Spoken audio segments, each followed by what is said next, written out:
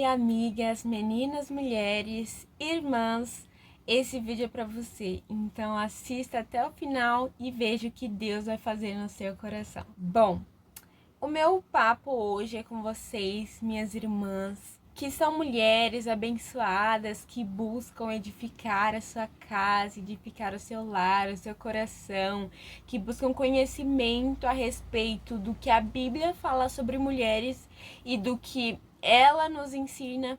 Então eu vou estar comentando algumas coisinhas importantes para vocês. Em Provérbios 14:1 diz assim: toda mulher sábia edifica sua casa, mas a tola a derruba com as próprias mãos.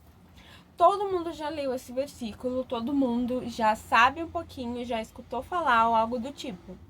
Eu não sou casada e pra quem é casada sabe mais do que eu que a mulher é governanta do seu lar, é aquela quem governa o lar, é aquela quem rege ali para que tudo esteja certo. Por isso, qualquer coisa que você fizer que seja errado pode levar a sua casa à destruição. Então você tem um papel muito importante na sua casa. Partindo desse princípio, nós vamos para o livro de Lucas. Em Lucas, no capítulo 1, vai falar sobre a gravidez de Isabel e a gravidez de Maria. Como que João Batista e Jesus foram concebidos, né? Primeiro vai falar sobre Isabel, que ela era já velha e era uma mulher estéril. Então Deus enviou o anjo a falar com Zacarias, seu marido, que ela lhe teria um filho e ele lhe abriria caminho para o Messias. E ele não acreditou muito, então ele ficou mudo, gente, durante a gestação inteira. Quando ainda João estava na barriga de Isabel, Maria também teve uma experiência com Deus, a qual o anjo falou para Maria que ela lhe conceberia um filho e era o filho do próprio Deus. E ela também pensou, mas eu não conheço homem algum para que venha ter um filho, né? E aí o Espírito de Deus desceu sobre ela e ela concebeu um filho. Elas duas estavam grávidas e se encontraram. Para vocês terem uma noção, desde que Isabel estava grávida, o menino, João Batista, já era cheio da presença e do Espírito Santo. As duas se encontraram e Isabel podia ter certeza de que o filho que estava no ventre da Maria simplesmente era o Messias. Porque o filho que estava na barriga dela pulou, assim, começou a mexer, chutar.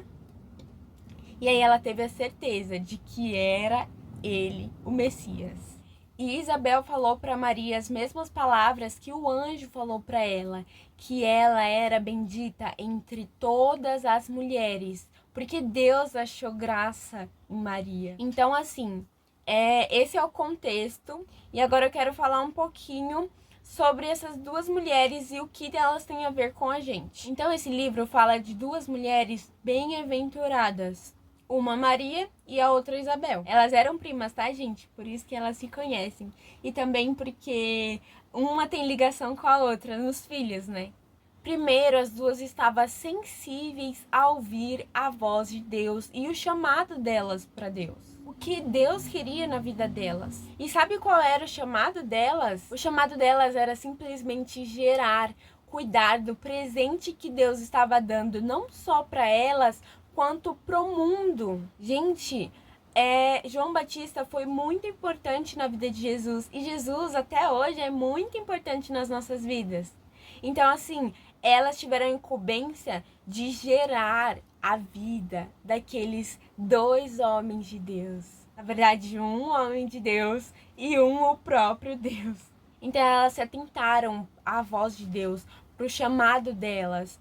E o chamado delas não foi, meu Deus, o chamado, como a gente vê hoje em dia, né? As pessoas falando, tipo, ai, meu chamado é ir para as nações, meu chamado é ser evangelista. Tem gente que foi chamado pro simples. Elas duas por apenas ter gerado, por apenas Deus ter achado graça nelas e depositado a confiança de conceber o Filho de Deus e de conceber aquele que abriria as portas e o caminho para o Messias. Então elas já eram muito bem-aventuradas por isso, por esse chamado, sabe?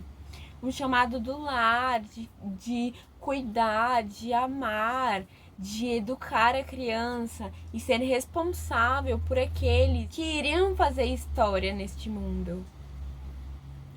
Às vezes, a mulher que fica dentro do lar, a mulher que ela cuida dos filhos, é taxada como quem não faz nada, como quem só fica cuidando dos filhos, mas eu sei que não é só isso.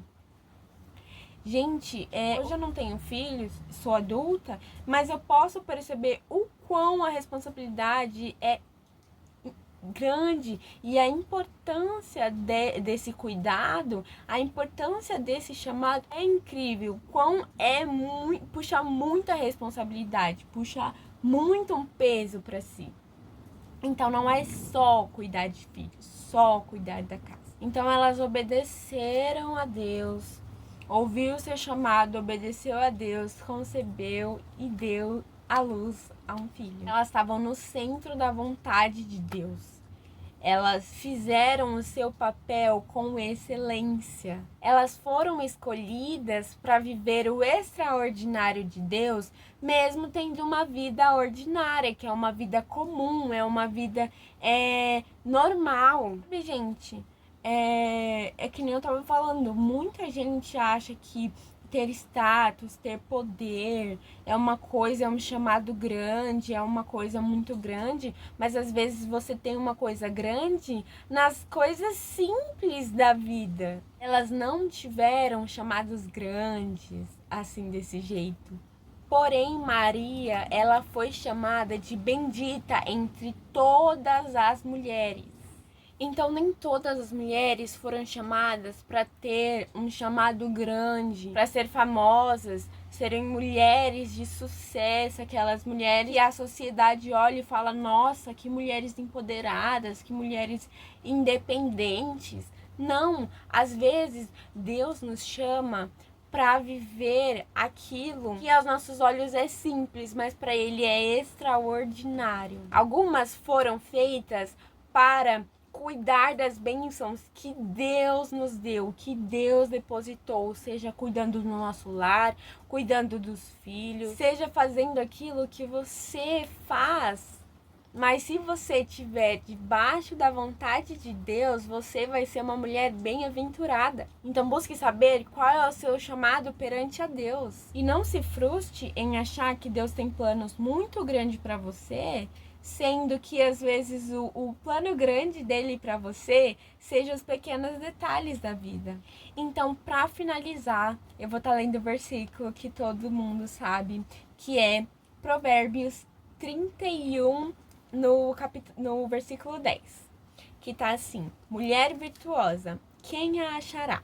O seu valor excede muito aos rubis. É importante que você leia Provérbios 31, do 10 até o final, que é o final 31 também, o versículo 31. Você vê que a mulher virtuosa não precisa fazer coisas grandes para ser virtuosas, precisa apenas fazer a vontade do Pai, precisa apenas cuidar do seu lar com excelência. Tudo que for fazer, faz com excelência, tendo mansidão, tendo autocontrole, não comendo do pão da preguiça, sendo paciente e também tudo que for fazer para a glória de Deus. E aí no versículo 29 está escrito assim: muitas filhas procederam virtuosamente, porém tu és de todas a mais excelente. Então, viva a vida que Deus escolheu para você viver. Viva a vida que, mesmo tendo grandes chamados ou não, Deus está contigo. E a mulher virtuosa vai fazer tudo com excelência, tudo como se fosse para Deus. E aí sim, o teu marido e os teus filhos vão louvar a Deus, por ter você como uma mulher incrível ao lado deles. Então não precisa de muito. É no simples que Deus faz o extraordinário. Você é a amada de Deus, você é a protegida de Deus, você é a menina dos olhos de Deus. Então não tema. Se tiver com medo, vai com medo mesmo. Você só não pode desviar o olhar do que Deus tem para você, desviar o olhar do céu. Vigie bastante e esteja sempre com o coração alegre e adorando ao Senhor nosso Deus. Porque tu, porém, é a mais excelente entre todas. Um beijo para vocês e até o próximo vídeo.